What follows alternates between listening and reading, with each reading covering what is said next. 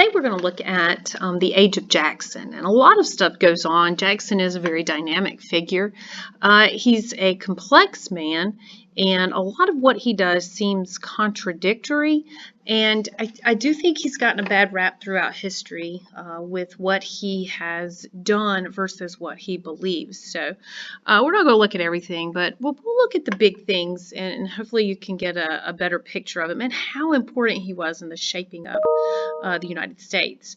To start with, we're going to look at the election of 1824. And we're ending the era of good feelings. This is a very contentious race between several people, and there's 4 people involved here, and it gets ugly. All candidates were considered to be from the same party because, like I said, this is ending the era of good feelings, but we have not moved back into those a two-party system. So we didn't really have the primary system that we have today. You think about what's going on in our process today. And so you just have each region with their favorite candidates, and you end up with 4 candidates running. You have John Quincy Adams, who has the North behind him. This is the son of John Adams, the second president, so there's a lot of name recognition here. Also consider that he is the former Secretary of State. Out of the South, you have Andrew Jackson and William Crawford. Andrew Jackson is from South Carolina. He's going to move from there to the Waxhaws region of North Carolina, and from there he's going to move to Tennessee. And you'll notice that he also has his name down here as a candidate of the West, along with Henry Clay. And Henry Clay, we talked about earlier. I told you his name would come back up several times. And here you have the former Speaker of the House, or I shouldn't say the former, he is still Speaker of the House, the great compromiser. So here he is running for president. This is what he wants to do, okay? Jackson, and if you go back and look here, Jackson, you would think might be able to carry the popular vote, at least. Look, he is a favorite of 2 sections. So as you can imagine, he does win the popular vote. However, you can't just win the electoral vote with the most electoral votes. You have to have a majority. And with 4 candidates, that's tough to do. So when there is no clear winner, majority, it goes to the House of Representatives for them to decide. Now, if we look at what's fair versus what's there, should Jackson have won? He did have, he won the popular vote. He also had the most electoral votes, but again, it was not a majority. So it's going to go to the House of Representatives. Now, maybe there's a conflict of interest here, just saying. But Henry Clay, remember, he was running. He's the Speaker, and he comes in last place, and so he's just out. He says, I'm done. I'm not going to run. He exits the race. So he's going to use his position as Speaker of the House to convince other House members to vote for John Quincy Adams at the expense of Andrew Jackson. And there's a lot of reasons why he might have done that. There is John Quincy Adams, because he does win the presidency, and once he wins, he is going to appoint Henry Clay as his Secretary of State. And so many in the United States who had supported Andrew Jackson, including Andrew Jackson, by the way, he's very vocal about this, are going to begin to complain of a corrupt bargain. And a lot of people are going to accuse John Quincy Adams of being a part of that. The truth is probably that he was not. He's a fairly honest man. And was he a part of this? Maybe, but I would say no. And think too, as Secretary of State, he's a former Secretary of State. Madison had been a former Secretary of State. Jefferson had been a former Secretary of State. And Clay wants to be president. And so this is kind of Clay's way of getting into that position so he could possibly move into the presidency within another election. So there is some there is some things going on here, but was John Quincy Adams a part of it? I don't know. Probably not, like I said. And you can just see from this picture here, it looks very sinister, in the background. And, thanks for helping me win the election. This would be John Quincy Adams, okay? And Secretary of State, this is Henry Clay. But again, you can see this, standing on fists kind of thing.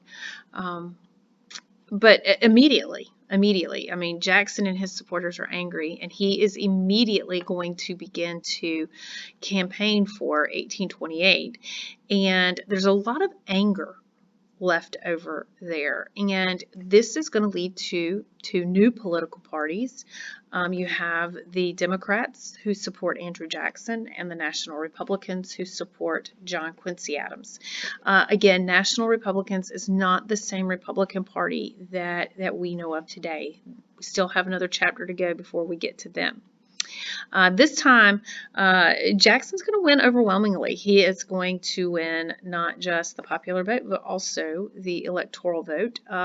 No doubts. It's not going to go to the House of Representatives. And John C. Calhoun of South Carolina is going to become his vice president. Now, there's going to be a lot of conflict there, too. Even though they're both Southerners, we'll see some of the conflict that comes about. So why did Jackson win? It's more than just the anger that existed. Part of that is because of this expanding of democratic privileges to a wider population. And we refer to this as Jacksonian democracy. Now, part of this has to do with expanding suffrage. Suffrage is the right to vote. From the beginnings of the America, when we were just the colonies, but also with the Constitution, really only those who owned property were given the right to vote. So the movement west is going to greatly impact that. Most people who move west, land is so cheap. Most people who move west are able to buy land and able to participate. And so western states tend not to really add that in there. They don't add anything about land ownership. So it starts in the West, this idea that white men can vote. And Jackson's going to kind of further lessen these restrictions after he becomes president. That's why he won, is that expanding of democracy out there. But he's going to do a lot to lessen these restrictions in the East. One of the things about that, though, is that as he is opening it up, they began to specifically disenfranchise African American property owners. Prior to this, property owners could vote, but at this point we begin to see African Americans, even those who own property, purposefully being taken out of that equation, again, taking away their rights. But this was considered to be a win for the common man, and this is a great picture. You've got all of these people who showed up to see his inauguration. A lot of stories about the common man climbing through the windows of the White House and standing on the furniture and things like that. But politics became almost like a national pastime at this point, and so many people were interested in the process, partly because they got to participate, and that was a big deal. And we'll talk about that as we expand it later, the at least initial excitement over groups who get to participate. A lot of things happened in his administration, not all of them good, and we're going to look at a few of those. One is the Nullification Crisis. Now, we talked about nullification back in Chapter 2 with Jefferson and Madison, and we had the Kentucky and Virginia resolutions. But this Nullification Crisis is going to come up over the tariff. There's a new tariff. They're going to raise tariffs on raw materials and manufactured goods, and the South is going to not like this. They are going to be irate, angry, and they're going to call it the Tariff of Abominations. Now, remember that as we have looked at divisions in regions, we talked about it with sectionalism, the South tends to dislike tariffs. It helps northern manufacturers, and they see it as hurting southern farmers. So they're going to be angry over this. Now, it's a tariff on raw materials, and that's part of the South's problems, is that they produce raw materials. And what if other countries reciprocate and they place a tariff on our raw materials? So there's a lot of anger over this. And the South is going to argue that this tariff is unconstitutional because it favors one region over another. And you can make the argument that that is true, that it happens, and that the government should not be favoring one region or one of anything over another, but it happens.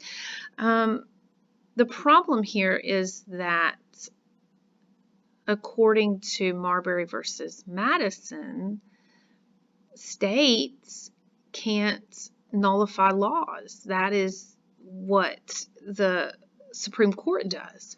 So we're trying to go back to that Virginia and Kentucky resolution where they kind of wrote out the theory of nullification. And so South Carolina is going to pass the Nullification Act of 1832. And it declares the federal tariff null and void, and they go so far as to threaten to secede from the Union. So this is the first time we see South Carolina threatening secession and really leading a secession movement. Unlike 1861, this one is not going to go the same way. Jackson is a forceful president, unlike Buchanan in 1860. And Jackson is going to go to Congress and he's going to get them to pass the force bill. And the force bill would allow him to use the Army to enforce the tariff to the point to where it was threatened that he would use the Army, come into South Carolina, take over the customs house, collect the taxes forcibly.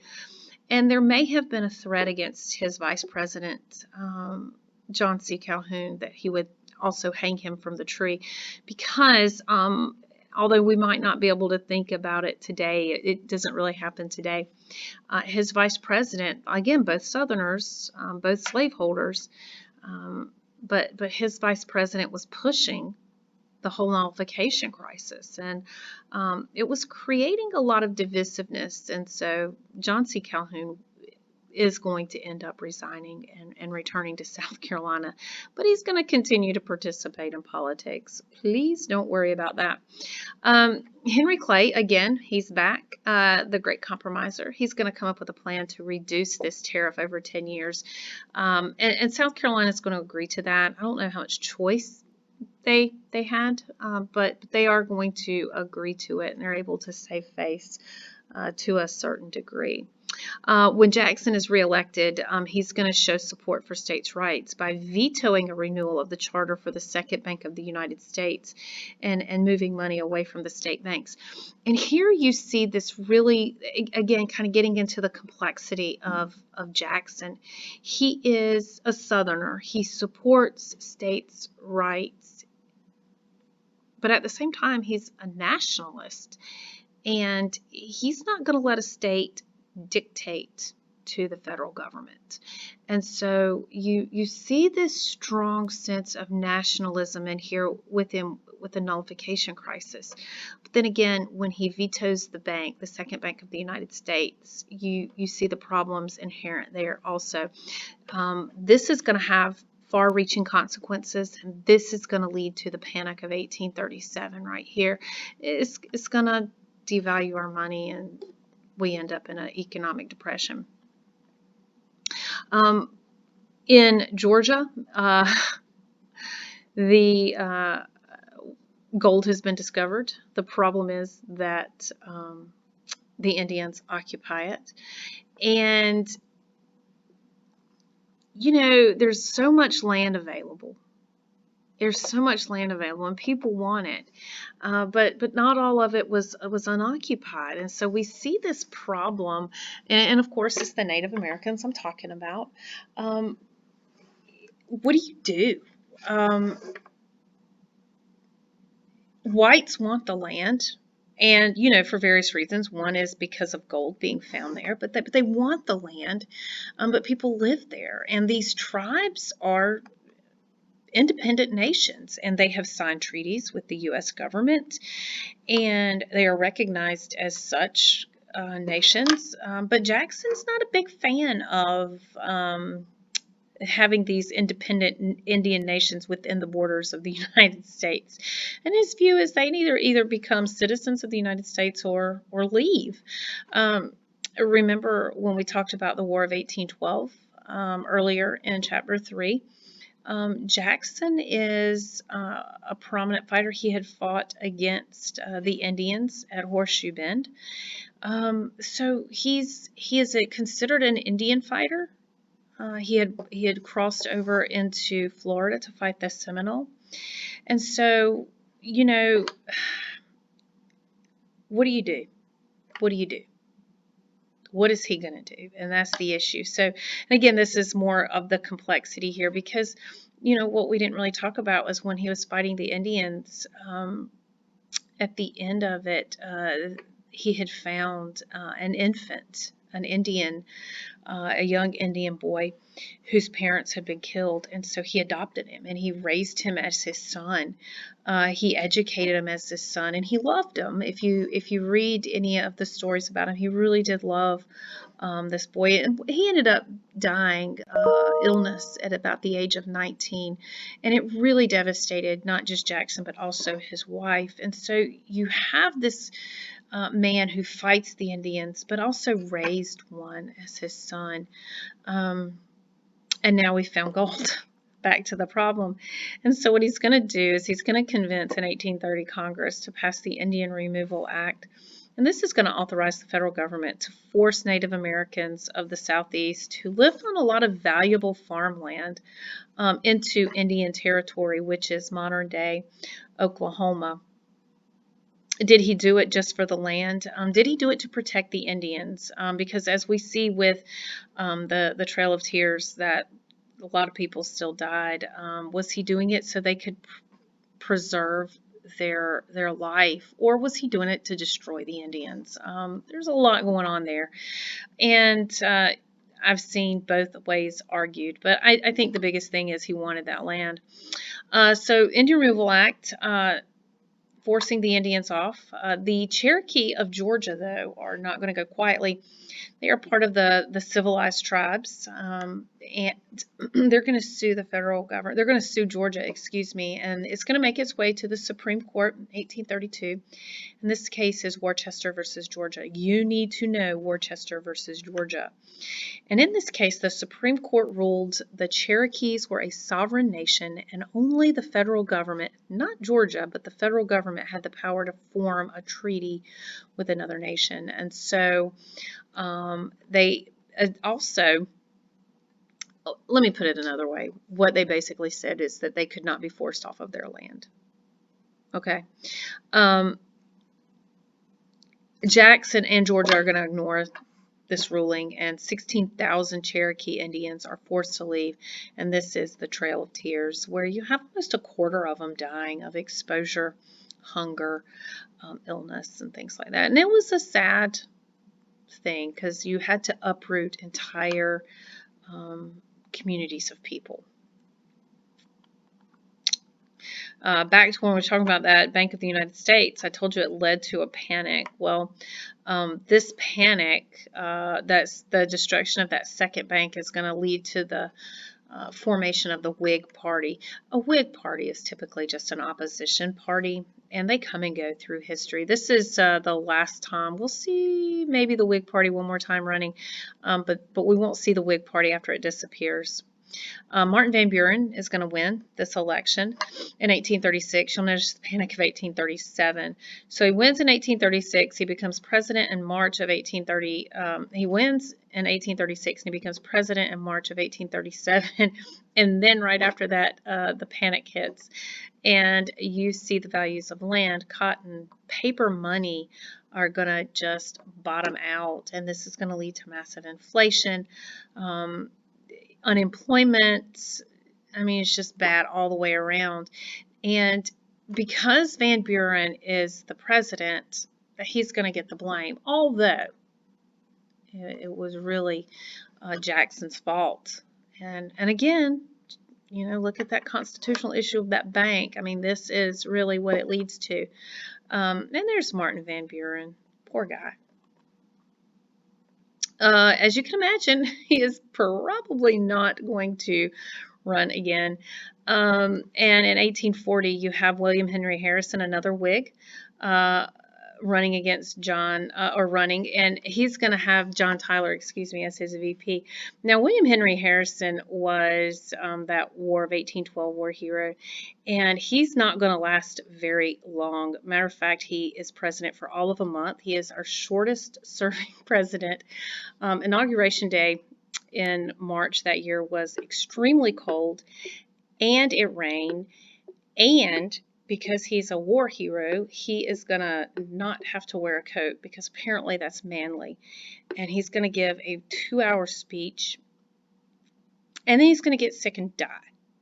So, John Tyler becomes president at that point. But, yeah, shortest election there. And there's John Tyler as our president. Tyler, who ran as VP as a Whig, is going to revert back to his Democratic beliefs, and that's the end of the Whig Party at that point right there. I apologize. Martin Van Buren, William Henry Harrison, John Tyler. There we go. Sorry, I got my pictures mixed up. All right, well, that's us for today. Make sure that you go and you do your warm-up quiz. You can use the notes on this or do your warm-up for this one, okay?